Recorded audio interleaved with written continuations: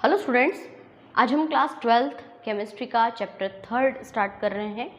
कल हमने इसका पहला वीडियो बनाया था, आज इसका दूसरा पार्ट हम पढ़ने जा रहे हैं। तो आज के पार्ट में हम शुरुआत करेंगे कि ऑक्सीकरण अंक हम कैसे निकालते हैं, है ना। हमको अभी सेल जब पढ़ने हैं तो हमको उसमें ऑक्सीकरण अंक की आवश्यकता होगी। वैसे तो हम ये चीज़ 11th क्लास में पढ़ चुके हैं।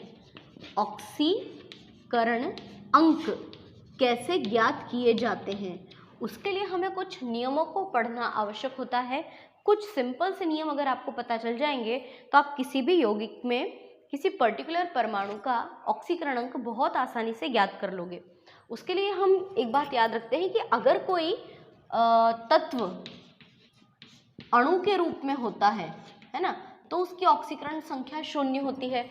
अगर कोई तत्व अणु के रूप में होता है मतलब जैसे जितने भी एक परमाणुवीय होते हैं परमाणु, जैसे कि हीलियम, नियॉन, ऑर्गन, जिनो, क्रिप्टॉन, इन सब की ऑक्सीकरण संख्या 0 होती है क्योंकि ये सब उत्कृष्ट गैसें हैं।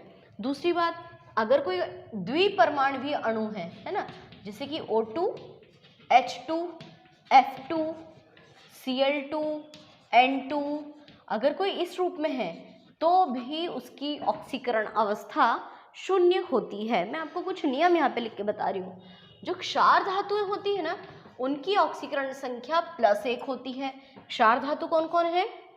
तो सोडियम, लिथियम, पोटेशियम, मोस्टली तीनों ज़्यादा यूज़ होती हैं। वैसे सीजियम, फ्रेंशियम, रेडियम भी है, लेकिन ये तीनों चारों ज़्यादा यूज़ की जाती हैं। फिर जो क्षारीय मृदा धातुएं हैं उनकी ऑक्सीकरण संख्या +2 होती है। कौन कौन है? बेरिलियम, कैल्शियम, मैग्नीशियम, स्ट्रांशियम, इनकी ऑक्सीकरण संख्या हमेशा क्या होती है? +2 होती है। हाइड्रोजन परमाणु जो होता है, अगर वो अणु के रूप में है तब तो उनकी ऑक्सीकरण संख्या 0 होगी, लेकिन अगर हाइड्रोजन इस तरह से है, देखिए HCl, HBr, HI, मतलब कि लेफ्ट साइड में है, तो हाइड्रोजन की ऑक्सीकरण संख्या +1 होती है ना। और लेकिन अगर वो राइट साइड हो तो उसकी -1 भी हो सकती है। ठीक है, तो ये कुछ इसके एग्जाम्पल्स है। ऑक्सीजन की अगर हम बात करें, ऑक्सीजन की ऑक्सीकरण संख्या जनरली -2 होती है, पर कुछ ऐसे एग्जाम्पल्स मिलते हैं आपको जैसे OF2 में ऑक्सीजन की ऑक्सीकरण संख्या +2 होती है। क्रिस क्रॉस के हिसाब से हम लोग पढ़ते हैं ना, ऑक्सीजन फ्लोरीन, इधर वाले की ऑक्सीकरण संख्या -1 होती है, इधर वाले की +1 होती है। ऑक्सीजन 2 फ्लोरीन से मिलकर बना है तो उसकी ऑक्सीकरण संख्या, मैंने उल्टा बोल दिया है ना, इसकी प्लस और इसकी माइनस, तो इसकी -2 और इसकी -1 होगी। तो ये कुछ जनरल चीज़ें हैं जो हमको आना चाहिए। अब हम शुरुआत करते हैं कि हम ऑक्सीकरण अंक कैसे निकालें। ये प्रश्न हमने 11th क्लास में भी पढ़ा था, तो ये कुछ कॉमन चीज़ें हैं जिनसे आप समझ जाएंगे कि ऑक्सीकरण संख्या कैसे निकालते हैं। तो सबसे पहले हम देखते हैं पहला तत्व, पहला यौगिक K2Cr2O7। इसमें हम क्रोमियम की ऑक्सीकरण संख्या निकालना सीखेंगे। अब देखिए K2Cr2O7, K ये रहा जिसकी ऑक्सीकरण संख्या +1 होती है। ऑक्सीजन की जनरली -2 होती है ना। सामान्य ऑक्सीकरण संख्या ऑक्सीजन की -2 होती है। हमको निकालना है जिसके नीचे डबल अंडरलाइन किया हो ना, हमें उसकी ऑक्सीकरण संख्या ज्ञात करनी है। तो देखिए कैसे निकालते हैं, सॉल्व करते हैं इसको अपन, है ना। पोटेशियम की कितनी है? +1।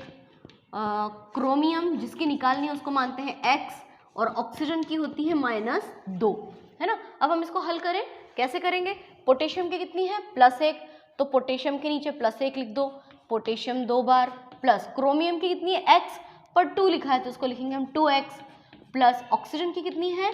-2, ऑक्सीजन है 7 बार, और फिर बराबर करके हमको इसको 0 लिखना होता है। हल करें इसे तो +2 + 2x, 2 से 14 बराबर 0। अब ये माइनस के 14 में से प्लस के 2 जाएंगे तो 2x - 12 बराबर 0, 2x बराबर प्लस का 12 उधर चला गया, ये तो प्लस का हो गया, और अंत में हम लिखेंगे x बराबर +12/2, मतलब कितना आएगा? +6। तो x बराबर आ गया हमारा +6। से क्या समझ में आया हमको कि क्रोमियम की ऑक्सीकरण संख्या +6 है, अर्थात क्रोमियम जो होता है वो 6 इलेक्ट्रॉन दान में देता है। क्लियर ये चीज? अब अगला देखते हैं अपन, KMnO4, पोटेशियम परमैग्नेट, है ना। तो पोटेशियम पर मैग्नीज में भी वही पोटेशियम है +1, मैग्नीज की हमको ज्ञात करनी है तो x, और ऑक्सीजन की कितनी होती है -2, है ना। हल करें अपन इसको, पोटेशियम के आगे नीचे लिख दो +1, मैग्नीज के लिए x, ऑक्सीजन के लिए -2 गुणित 4, क्या हो जाएगा +1 + x -8, माइनस के 8 में से प्लस का 1 गया तो x -7, और ये उधर जाएगा तो x बराबर +7। इसका अर्थ ये हुआ कि मैग्नीज की ऑक्सीकरण संख्या +7 है। ये दोनों क्वेश्चंस बहुत ज़्यादा कॉमन है और कई बार ये एग्जाम में पूछे गए हैं, है ना। अब आगे की हम बात करते हैं। आपको अच्छी तरह से समझ में आ गया ये, आपको इसको खुद को सॉल्व करना है। अब हम नेक्स्ट देखते हैं, ठीक है। Next Na2SO4, sodium sulphate Na2SO4। तो सोडियम की ऑक्सीकरण संख्या कितनी है वो लिखा सामने, +1, सल्फर की ज्ञात करनी है, ऑक्सीजन की -2। हल करें अपन तो सोडियम की क्या है सोडियम की +1, सोडियम 2 बार, सल्फर की x, ऑक्सीजन की -2 गुणित 4 बराबर 0। अब हमको इसको हल करना है तो +2 + x 2 चौक 8, है ना। कितना आ जाएगा, 8 में से 2 गए, x -6 बराबर 0, या x बराबर +6। तो ये आंसर इस तरह से भी आ सकता है। सल्फर की ऑक्सीकरण संख्या +6 होती है। तो मुझे लगता है मैं आपको इसमें के बहुत सारे अगर सवाल दूं हल करने के लिए तो आप इसको अच्छी तरह से हल कर लोगे। कुछ ऐसे एग्जाम्पल भी हम लोग यूज़ करते हैं जिनमें मान लो अगर चार्ज लगा हो किसी के ऊपर तो फिर हम उसको कैसे हल करेंगे। जैसे कि PO4 फास्फेट के ऊपर 3- चार्ज होते हैं। अब आपको फास्फोरस की ऑक्सीकरण संख्या को सॉल्व करना है तो करें। फास्फोरस को मान लेते हैं x, प्लस ऑक्सीजन की कितनी होती है -2, ऑक्सीजन कितनी बार है 4 बार। हमेशा हम बराबर करके 0 लिखते थे परंतु अभी हम 0 के स्थान पे क्या लिखेंगे -3, है ना। हल करें, x 2 चौक 8, -8 बराबर -3। अब इसको हल करें, x बराबर -3, -8 उधर गया, +8 हो गया, x बराबर माइनस प्लस क्या होता है -8 में से 3 गए 5, और बड़ी संख्या चूंकि प्लस की है तो उत्तर आएगा हमारा +5। तो यदि ऐसे आवेश वाले भी अगर आपको दे दिए जाएं तो हम इसको हल कर सकते हैं। एक और देखें, FeCN का होल 6, इसके ऊपर आ जाते हैं मान लो +2 आवेश। अब इसको हम कैसे हल करेंगे, FeCN का होल 6, है ना। तो देखिए कैसे करते हैं, Fe को मान लेते हैं x, साइनाइड की ऑक्सीकरण संख्या होती है -1, है ना, साइनाइड की -1 होती है। हल करते हैं इसको अपन, तो x प्लस साइनाइड की -1, साइनाइड 6 बार बराबर +2। हल करेंगे तो x -6 बराबर +2, x बराबर -6 उधर जाएगा तो +2, मतलब ये +2 -6 उधर गया तो हम इसको कर देते हैं +6, लेकिन ये तो 8 हो जाएगा, है ना। हम इसको हल करेंगे तो इसका उत्तर वैसे 4 आता है, लेकिन अभी फिलहाल में क्या आ रहा है प्लस प्लस माइनस भी तो होता है ना कभी कभी, तो यहाँ पे आंसर आ जाएगा +4। तो इस तरह से भी हम इसको हल कर सकते हैं। तो मैं आपको कुछ देती हूँ सवाल हल करने के लिए, जिसे आपको घर पे खुद ट्राई करना है, उसके बाद हम इसका अगला टॉपिक शुरू करेंगे। समझ में आ गया हम इसको कैसे हल करते हैं, क्योंकि ये हमने 11th में पढ़ा हुआ है, इसलिए हम इसको बहुत ज़्यादा जोर नहीं दे रहे हैं, है ना। कुछ और मैं आपको क्वेश्चंस देती हूँ, जैसे सल्फ्यूरिक अम्ल H2SO4 में सल्फर की, फिर H2SO3 में भी सल्फर की ऑक्सीकरण संख्या, HClO4, है ना, HClO3, HClO2, HClO, H3PO4 में फास्फोरस की, है ना, 1 2 3 4 5 6 7, फिर H3PO3 में भी फास्फोरस की, H3PO2 इसमें भी फास्फोरस की। हमको ऑक्सीकरण संख्या ज्ञात करना है। इसके अलावा H2S2O8 में सल्फर की ऑक्सीकरण संख्या हमको ज्ञात करना है। ठीक है, तो ये कुछ मैंने आपको एग्जांपल्स दिए हैं, इनको आपको हल करके लिखना है कॉपी में। कितने हो गए? 1 2 3 4 5 6 7 8 9 10। ठीक है, तो ऑक्सीकरण संख्या कैसे निकालते हैं वो आप खुद ट्राई करना। अब आते हैं हम हमारे मुख्य प्रश्न पर, जो इस चैप्टर का सबसे इम्पोर्टेंट क्वेश्चन है ना।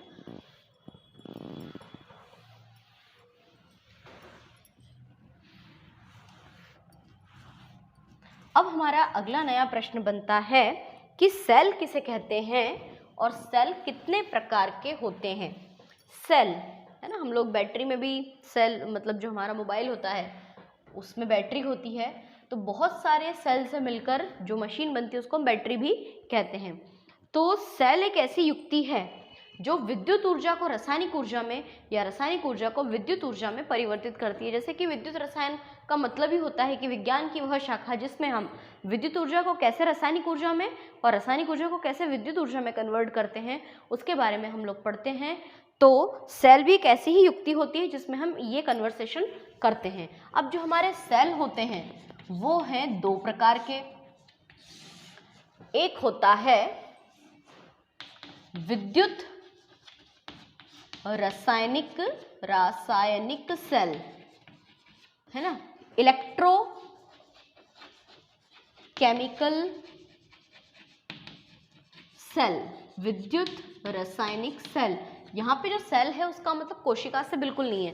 और दूसरा होता है विद्युत अपघटनी सेल, है ना, इलेक्ट्रोलाइट सेल इसको हम कहते हैं, इलेक्ट्रोलाइट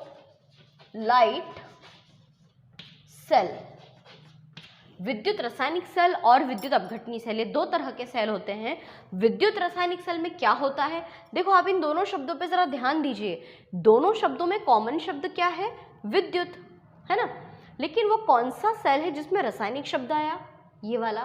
तो आपको याद रखना है कि ऐसा सेल जिसमें रासायनिक ऊर्जा को विद्युत ऊर्जा में बदला जाता है, वह सेल जिसमें रासायनिक ऊर्जा को विद्युत ऊर्जा में बदला जाता है। जबकि इस वाले सेल में क्या होता है कि इसमें विद्युत ऊर्जा को रासायनिक ऊर्जा में बदला जाता है। यही तो हमारे चैप्टर का मुख्य सार है कि वह सेल जिसमें रासायनिक ऊर्जा को विद्युत ऊर्जा में बदला जाए वो विद्युत रासायनिक सेल, और जिसमें विद्युत ऊर्जा को रासायनिक ऊर्जा में बदला जाता है उसको हम कहते हैं विद्युत अपघटनी सेल। फिर आगे की बात यह है कि क्योंकि हमने लिखा है इसमें रासायनिक ऊर्जा को विद्युत ऊर्जा में बदलते हैं, इसका मतलब कि इसमें पहले रासायनिक क्रिया होती है, पहले रासायनिक क्रिया होती है जिससे विद्युत धारा बनती है, जिससे विद्युत धारा उत्पन्न होती है। ठीक है, पहले क्रिया होगी, केमिकल रिएक्शन होगी जिससे कि इलेक्ट्रिसिटी बनेगी। जबकि इसमें क्या होता होगा, इसमें विद्युत ऊर्जा को रासायनिक ऊर्जा में बदलते हैं ना, तो इसमें पहले विद्युत धारा दी जाती है। जो आपका सेल है उसमें पहले विद्युत धारा दी जाती है ना, जिससे कि रासायनिक अभिक्रिया संपन्न होती है। बात समझ में आ रही है? और आपको ये भी समझ में आता जा रहा है कि अपन डिफरेंस भी तैयार कर रहे हैं। जब सब कुछ क्लियर हो जाएगा तो इसको इकट्ठा भी पढ़ेंगे। रासायनिक ऊर्जा को विद्युत ऊर्जा में बदलने वाले सेल को हम विद्युत रासायनिक सेल कहते हैं। इसमें पहले रासायनिक क्रिया होती है जिससे कि बाद में विद्युत धारा बनती है। इसमें एक बहुत इंपॉर्टेंट बात है कि इसमें जो माइनस का इलेक्ट्रोड होता है, दो इलेक्ट्रोड्स होते हैं, तो इसमें जो माइनस का इलेक्ट्रोड है उसको तो हम कहते हैं एनोड, जबकि इसमें जो प्लस का इलेक्ट्रोड होता है, प्लस वाले इलेक्ट्रोड को हम क्या कहते हैं? कैथोड। उधर वाले में क्या हो जाएगा? उधर हम कहेंगे कि इसमें जो माइनस वाला इलेक्ट्रोड है वो कैथोड, जबकि जो प्लस वाला इलेक्ट्रोड है वो एनोड होता है। जस्ट अपोजिट होता है ना इसका, तो माइनस वाला इलेक्ट्रोड एनोड और प्लस वाला इलेक्ट्रोड कैथोड कहलाता है।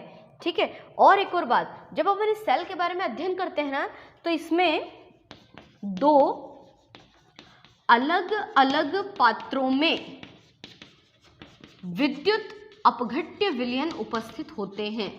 है ना। अभी मैं आपको सेल की मेन 3 चीज़ें बताने वाली हूँ कि सेल बनाने के लिए क्या क्या चाहिए। तो 2 अलग अलग पात्रों में विद्युत अपघट्य विलयन होते हैं, ठीक है। जबकि उसमें क्या होता है विद्युत अपघटनी सेल में कि एक ही पात्र लिया जाता है, एक ही पात्र में विद्युत अपघट्य विलयन होता है, ठीक है।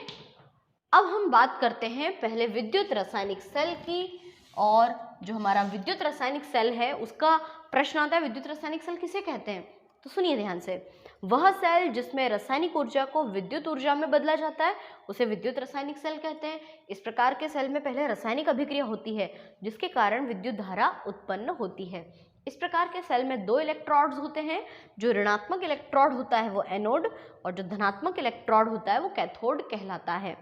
इस प्रकार के सेल में 2 अलग अलग पात्र लिए जाते हैं जिनमें अलग अलग प्रकार के विद्युत अपघट्य विलयन होते हैं। मतलब कि इस तरह से कि 2 अलग अलग पात्र हैं और दोनों में अलग अलग तरह के विद्युत अपघट्य विलयन होते हैं, और जो आपके इलेक्ट्रोड्स हैं वो भी अलग अलग पात्रों में डूबे हुए रहते हैं। इसका जब हम एग्जाम्पल पढ़ेंगे तो इस प्रकार के सेल का सबसे बेस्ट एग्जाम्पल है डेनियल सेल, या जिसका एक और नाम है वोल्टीय सेल।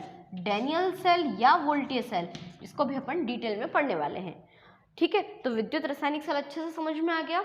अब बात करते हैं अपन विद्युत अपघटनी सेल की। तो ऐसा सेल जिसमें विद्युत ऊर्जा को रासायनिक ऊर्जा में परिवर्तित किया जाता है, अर्थात इसमें पहले सेल को विद्युत धारा दी जाती है जिसके कारण रासायनिक अभिक्रिया संपन्न होती है। इसमें ऋणात्मक इलेक्ट्रोड कैथोड का और धनात्मक इलेक्ट्रोड एनोड का होता है, और इसके अंदर एक ही पात्र में विद्युत अपघट्य विलयन होते हैं। मतलब एक पात्र होता है और एक ही पात्र के अंदर दोनों इलेक्ट्रोड डूबे रहते हैं और एक ही तरह का विद्युत अपघट्य विलयन होता है। जबकि इसमें क्या दिख रहा है, 2 अलग अलग पात्रों में विद्युत अपघट्य विलयन प्रेजेंट होते हैं। तो मुझे लगता है ये दोनों चीज़ें बहुत अच्छे से समझ में आ गई। तो अगला प्रश्न क्या बनेगा, आपको बहुत ईजिली समझ में आ गया होगा कि विद्युत रासायनिक सेल और विद्युत अपघटनी सेल में अंतर लिखो, है ना। कितने अंतर हम लोग लिख चुके हैं। पहला अंतर क्या है कि विद्युत रासायनिक सेल में पहले रासायनिक ऊर्जा को विद्युत ऊर्जा में बदला जाता है, इसमें विद्युत ऊर्जा को रासायनिक ऊर्जा में बदला जाता है। दूसरा अंतर कि रासायनिक क्रिया पहले संपन्न होती है जिससे कि विद्युत धारा उत्पन्न होती है, जबकि इसमें पहले सेल को विद्युत धारा दी जाती है जिससे कि रासायनिक अभिक्रिया होती है। तीसरा अंतर कि इसमें जो ऋणात्मक इलेक्ट्रोड है वो एनोड का और जो धनात्मक इलेक्ट्रोड है वो कैथोड का होता है, जबकि इसमें ऋणात्मक इलेक्ट्रोड कैथोड का और धनात्मक इलेक्ट्रोड एनोड का होता है। चौथा अंतर कि इसमें 2 अलग अलग पात्रों में विद्युत अपघट्य विलयन उपस्थित होते हैं, जबकि उसमें एक ही पात्र में विद्युत अपघट्य विलयन उपस्थित होता है। एक डिफरेंस और आपको चित्र से समझ में आ रहा है कि इसमें दोनों इलेक्ट्रोड अलग अलग पात्रों में प्रेजेंट होते हैं, जबकि इसमें दोनों इलेक्ट्रोड एक ही पात्र में उपस्थित होता है। तो ये हमारा 5वां अंतर है कि दोनों इलेक्ट्रोड अलग अलग पात्रों में स्थित हैं, जबकि दोनों इलेक्ट्रोड एक ही पात्र में स्थित है। एक और डिफरेंस, अगर ये दोनों इलेक्ट्रोड अलग अलग है तो इनका आपस में कुछ तो कनेक्शन होगा ना। तो यहाँ पे एक ऐसा यू शेप की नली होती है ना, इसको बोलते हैं अपन लवण सेतु। तो लास्ट पॉइंट हम लिख सकते हैं कि इसमें लवण सेतु की आवश्यकता होती है, जबकि इसके अंदर किसी भी प्रकार के लवण सेतु की आवश्यकता नहीं होती। क्यों होगी, क्योंकि दोनों इलेक्ट्रोड एक ही तो पात्र में पाए जाते हैं। तो हमको ये बात अच्छी तरह से समझ में आ गई। अच्छा, एक बात और, एक अंतर और हम ये लिख सकते हैं ना कि इसमें रासायनिक क्रिया अपने आप संपन्न होती है, अपने आप रासायनिक क्रिया होती है, कोई करवाना नहीं पड़ता है। जबकि इसमें जब तक आप विद्युत धारा नहीं दोगे रासायनिक क्रिया संपन्न नहीं होगी। तो ये प्रश्न भी आपका एकदम बढ़िया तैयार हो गया। अब हमको क्या पढ़ना है, अब हम पढ़ेंगे इस वाले सेल का डिटेल, ठीक है। तो इस चैप्टर का इम्पॉर्टेंट क्वेश्चन हम स्टार्ट करने जा रहे हैं। तो हमारा प्रश्न बनेगा कि विद्युत रासायनिक सेल या वोल्टीय सेल या डेनियल सेल का सचित्र वर्णन करते हुए इसकी रासायनिक अभिक्रिया लिखिए, है ना। ये हमारा प्रश्न बना। तो चलिए हम इसको शुरू करते हैं। विद्युत रासायनिक सेल को डेनियल सेल या वोल्टीय सेल भी कहते हैं। तो सन 1780 में 2 वैज्ञानिक थे इसमें, एक तो गैल्वेनी और एक एलेसेंड्रो वोल्टा। गैल्वेनी और दूसरे वैज्ञानिक का नाम एलेसेंड्रो वोल्टा।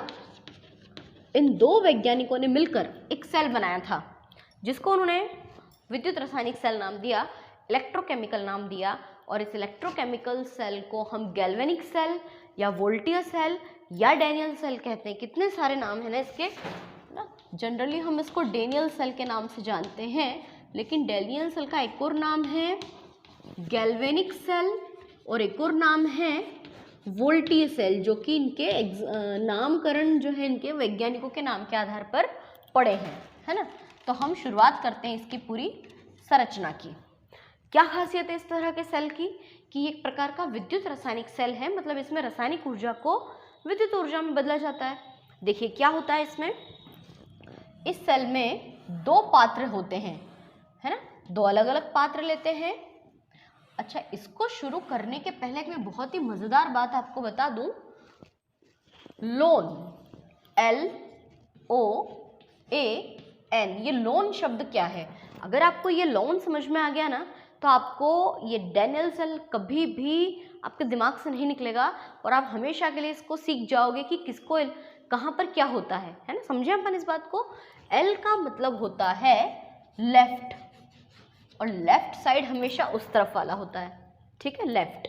O का मतलब होता है ऑक्सीडेशन, मतलब कि ऑक्सीकरण। और ऑक्सीकरण किसे कहते हैं? इलेक्ट्रॉन का त्यागना ऑक्सीकरण, याद है ना, और इलेक्ट्रॉन का ग्रहण करना अपचयन। देखो लेफ्ट का उल्टा राइट, ऑक्सीडेशन का उल्टा रिडक्शन। A फॉर एनोड, है ना, एनोड, और N फॉर नेगेटिव। तो एनोड का उल्टा क्या होगा? कैथोड। और नेगेटिव का उल्टा क्या होगा? पॉजिटिव। लेफ्ट का उल्टा राइट, ऑक्सीडेशन का उल्टा रिडक्शन, एनोड का उल्टा कैथोड, नेगेटिव का उल्टा पॉजिटिव। अगर आपको लोन शब्द याद है, बैंक से अपन लोन लेते हैं ना, बहुत परिचित सा शब्द है ये। तो अगर आपको लोन याद है तो आप इसका एकदम अपोजिट इजीली कर लोगे। अब समझो मेरी बात कि जो विद्युत रासायनिक सेल होता है उसमें दो अलग अलग पात्र होते हैं और दोनों अलग अलग पात्रों के अंदर अपना अपना विद्युत अपघट्य विलयन पाया जाता है। जो लेफ्ट साइड का जो सेल है, अच्छा इसको अपन अर्ध सेल कहते हैं, ये दो आधे आधे सेल हैं। तो जो लेफ्ट साइड का अर्ध सेल होता है, इस लेफ्ट साइड के अर्ध सेल में जिस धातु का क्षण है उसी धातु का विलयन होगा, है ना। तो लेफ्ट साइड में जिंक धातु का इलेक्ट्रोड होता है ना, और जो विलयन होता है वो नीले रंग का जिंक सल्फेट का विलयन इसमें भरा होता है। अब लोन को लागू करते हैं कि ये भैया हमारा लेफ्ट साइड का इलेक्ट्रोड है, तो इस पर कौन सी क्रिया होगी? इस पर क्रिया होगी ऑक्सीकरण अभिक्रिया, इसलिए हम इसको ऑक्सीकरण अर्ध सेल भी कहते हैं। जिस पर ऑक्सीकरण की क्रिया होती है उसको ऑक्सीकरण अर्ध सेल कहते हैं। ये जो इलेक्ट्रोड है ये एनोड कहलाता है, और यहाँ पर एनोड जो होता है वो नेगेटिवली चार्ज्ड होता है, यानी कि ऋणात्मक इलेक्ट्रोड होता है। अब बात करते हैं अपन इसके अपोजिट डायरेक्शन की।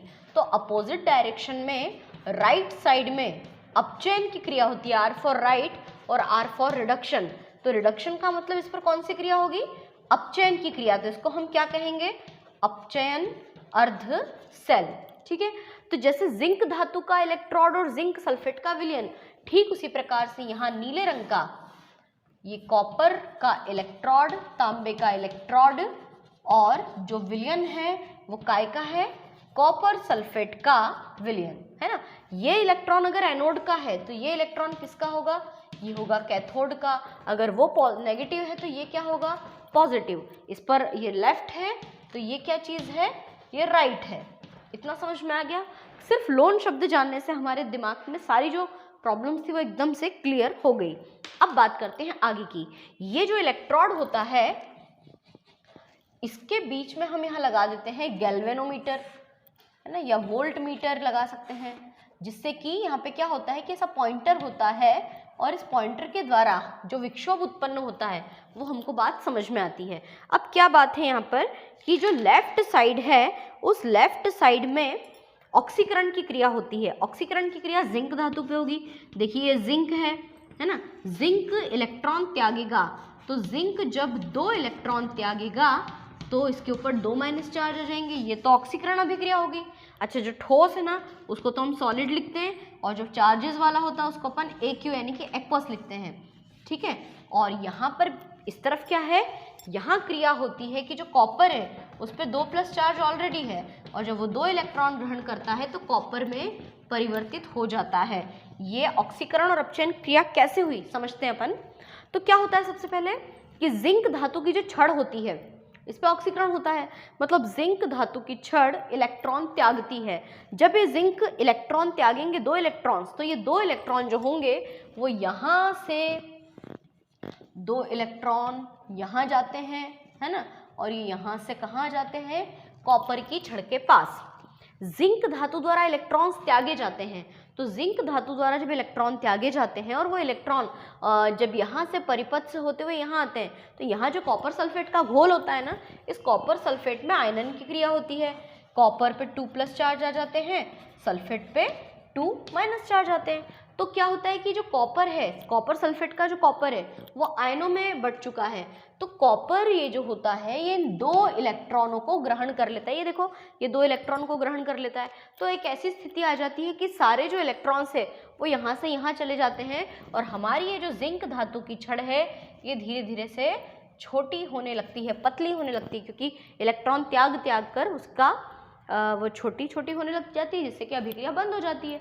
लेकिन क्या करते हैं कि अब इन दोनों का परिपथ तो बनाए रखना है ना, अगर सारे इलेक्ट्रॉन एक ही डायरेक्शन में जाएंगे तो विद्युत धारा उत्पन्न हुई। यहाँ पर पहले रासायनिक क्रिया हुई ये वाली, और रासायनिक क्रिया से विद्युत धारा उत्पन्न होती है, लेकिन इन दोनों पात्रों में संबंध भी बनाए रखना है, परिपथ को भी कंप्लीट करना है। तो यहाँ पर हम एक यू आकार की कांच की नली लगा देते हैं, जो उल्टी आपको दिखाई दे रही है। ये जो यू आकार की कांच की नली होती है, इस यू आकार की कांच की नली को हम कहते हैं लवण सेतु, है ना, सॉल्ट ब्रिज। क्या नाम है इसका, इसको हम कहते हैं लवण सेतु। क्या होता है ये लवण सेतु, सॉल्ट ब्रिज? इसको मैं आपको सीधा करके समझाती हूँ कि एक यू आकार की नली होती है ना, इस प्रकार की, और यू आकार की ये जो नली है, इस यू आकार की नली में भरा होता है या तो पोटेशियम क्लोराइड या पोटेशियम नाइट्रेट, जिसको कि शोरा कहते हैं, पोटेशियम क्लोराइड या पोटेशियम नाइट्रेट का विलयन। अब यदि आप इस यू आकार की नली में एक विलयन भरोगे और उसको उल्टा कर दोगे तो सारा विलयन तो यहाँ इकट्ठा हो जाएगा ना, तो इसको अपन जेली के रूप में जमा देते हैं। एक होता है अगर अगर माध्यम, है ना, ये अगर अगर माध्यम जो होता है, इस अगर अगर माध्यम में पोटेशियम क्लोराइड और पोटेशियम नाइट्रेट में से किसी एक को डालकर उसको जेल के फॉर्म में जमा देते हैं, जिससे कि जो पोटेशियम क्लोराइड और ये KNO3 है ये इस तरीके से इसमें पूरी तरह से जम जाता है, और यहाँ पे कॉटन प्लग लगा होता है ना। कॉटन प्लग का मतलब क्या होता है कि उसको बंद कर देता है। अब होता क्या है कि जैसे ही रासायनिक अभिक्रिया शुरू होती है, तो रासायनिक अभिक्रिया में जो जिंक आयन है वो जिंक धातु 2 इलेक्ट्रॉन्स त्यागते हैं। इलेक्ट्रॉन त्याग कर वो इस परिपथ से जैसे ही यहाँ भेजते हैं तो यहाँ पे विक्षोभ होता है। अगर आप यहाँ पे कोई छोटा सा बल्ब लगा दोगे तो वो बल्ब जल उठेगा, है ना, और ये जो इलेक्ट्रॉन है वो यहाँ से यहाँ जाने लगेंगे। लेकिन एक ऐसा समय आएगा कि इलेक्ट्रॉन उधर से उधर जाएंगे और अभिक्रिया बंद हो जाएगी। तो लवण सेतु क्या काम करता है, लवण सेतु ये काम करता है कि इसके अंदर जो पोटेशियम क्लोराइड होता है इसका भी आयनन होगा K+ और Cl-। तो ये जो K+ आयन्स जो होते हैं ये आयन क्या करते हैं, ये इधर से इधर आते हैं, है ना, पोटेशियम आयन जो है वो इधर आते हैं और ये सल्फेट से क्रिया करते हैं, जिंक सल्फेट के सल्फेट से। देखिए जिंक सल्फेट का भी आयनन होगा, तो क्या होगा, जिंक आयन अलग और सल्फेट आयन अलग, ठीक है। तो पोटेशियम जब यहाँ पर आएगा तो पोटेशियम सल्फेट से क्रिया करके K2SO4 बना लेगा। इसी प्रकार से अगर पोटेशियम सल्फेट नहीं बना लेगा, यहाँ पर आएंगे क्लोराइड आयन, और क्लोराइड आयन जो होंगे, क्योंकि देखो यहाँ पे जिंक आयन बन रहा है ना, तो जिंक आयन से जब क्लोराइड आयन क्रिया करेंगे तो बना लेंगे ZnCl2, जिंक डाइक्लोराइड। तो जिंक वापस जिंक डाइक्लोराइड में कन्वर्ट हो जाएगा, जबकि जो KCl का जो पोटेशियम आयन है वो यहाँ पर आएगा और वो पोटेशियम आयन सल्फेट आयन से क्रिया करेगा तो वो बना लेगा K2SO4 मतलब कि सल्फेट आयन भी वापस से बन जाएंगे, यानी कि ये परिपथ को पूर्ण करता है। एक प्रश्न पूछते हैं कि लवण सेतु क्या है और इसका कार्य क्या है। तो लवण सेतु क्या चीज़ है? कांच की यू आकार की नली होती है। इस कांच की यू आकार की नली में या तो हम पोटेशियम क्लोराइड या पोटेशियम नाइट्रेट को भर देते हैं और इसे अगर अगर माध्यम में रखा जाता है ताकि ये जेली के समान जम जाता है और इस यू आकार की नली को उल्टा करके दोनों अर्ध सेलों के बीच में रख देते हैं, है ना। ये जो डबल लाइनिंग है ना, इस डबल लाइनिंग का मतलब ये है कि यहाँ पे अर्ध सेल हैं। तो इसका मुख्य कार्य क्या है? एक तो ये परिपथ को बनाए रखता है। जब इलेक्ट्रॉन इधर से इधर जाएंगे तो ये पोटेशियम और क्लोराइड का आयनन होगा तो वो परिपथ वापस से पूरा हो जाएगा। परिपथ तब तक पूरा नहीं होता है जब तक कि वो इलेक्ट्रॉन यहाँ से जाकर और फिर ये यहाँ से यहाँ आ जाते हैं, है ना। तो परिपथ पूर्ण करता है। दूसरी बात यह है कि दोनों सेलों की विद्युत उदासीनता को बनाए रखता है। और अगली चीज कि दोनों विलयनों में इनडायरेक्टली रूप से कनेक्शन करवा रहा है। देखो क्या होगा कि अगर आपको मैं समीकरण फिर से समझाती हूँ, एक बार और देखते हैं अपन क्या होता है यहाँ पे लेफ्ट साइड में। इसके रासायनिक अभिक्रिया देखते हैं। लेफ्ट साइड में ये हो रहा है कि जो ZnSO4 है उसका आयनन हो रहा है, तो जिंक 2+ चार्ज और SO4 पे 2- चार्ज। जिंक 2+ चार्ज कैसे हुआ? ये तो विलयन की बात चल रही है। ये जो जिंक धातु की जो छड़ है, ये छड़ लगातार इलेक्ट्रॉन त्याग रही है, तो लगातार इलेक्ट्रॉन त्याग रही है तो वो भी जिंक आयन में बदल गया। अब जिंक आयन लगातार बढ़ते जा रहे हैं और ये जो छड़ है ये बिल्कुल खत्म हो रही है। तो पता है क्या होता है कि जब क्लोराइड आयन इधर आता है तो वो जिंक आयन से जब क्लोराइड आयन क्रिया करता है तो बना लेता है ZnCl2, जिससे कि फिर से हमको जिंक मिल जाती है। इसी प्रकार से राइट साइड में क्या होता है कि कॉपर सल्फेट का विलयन कॉपर आयन और सल्फेट आयन में बदलता जाता है। तो कॉपर आयन जो होते हैं वो यहाँ पे इकट्ठे होने लग जाते हैं और वही कॉपर आयन इलेक्ट्रॉन को जब ग्रहण करते हैं, ये देखो ये कॉपर आयन इलेक्ट्रॉन को जब ग्रहण करते हैं तो ठोस कॉपर में बदलते जाते हैं। तो ये वाली जो छड़ होती है इस पर तांबा जमा होने लगता है, तो ये छड़ तो मोटी होने लगती है और ये वाली छड़ आपकी धीरे धीरे से पतली होने लगती है, बेचारी छोटी छोटी होने लग जाती है। तो अगर ऐसा ही चलता रहा तो एक ऐसा समय आता है कि जिंक की जो छड़ है वो पूरी खत्म हो जाएगी और आपकी रासायनिक अभिक्रिया रुक जाएगी, है ना। लेकिन ऐसा ना हो इसके लिए हम बीच में क्या लगा देते हैं? लवण सेतु। तो इस तरीके से ये आपका पूरा डैनियल सेल कंप्लीट हुआ और इसका डायग्राम आपको बहुत अच्छे से तैयार करना है। साथ ही हमको इनके जितने भी रासायनिक समीकरण हैं उनको भी तैयार करना है।